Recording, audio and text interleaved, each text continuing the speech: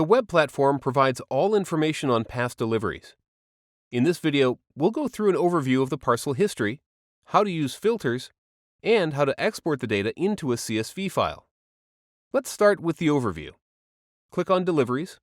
Now you can see a list of all past deliveries. You can click on an individual parcel to see all information regarding that parcel delivery. You can view the recipient's information, the barcode, the courier if they were detected, the time the parcel was received, whom it was received by, when it was collected, and which user handed it to the recipient. You can also see a picture of the signature if the recipient has signed the collection. Next, let's look at how you can filter the deliveries. The deliveries are automatically sorted by the time they were received. Alternatively, you can sort them by recipient name or by the collection date. You can search for deliveries by recipient name, location, or even barcode. You can filter the deliveries by the time they were received, either by selecting a default period or by specifying your own. You can do the same with the collection times.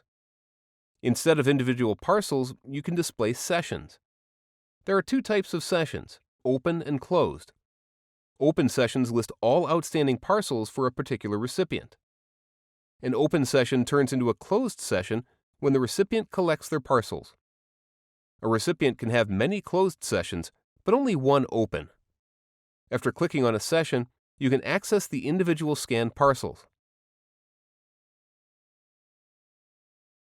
You can also filter the list by parcels that the recipients have or have not collected. Lastly, let's look at the CSV Export. By clicking on Export CSV, you can export all parcel data into a file. The file consists of the first name, last name, room, delivery and collection date, and the barcode. And that's it.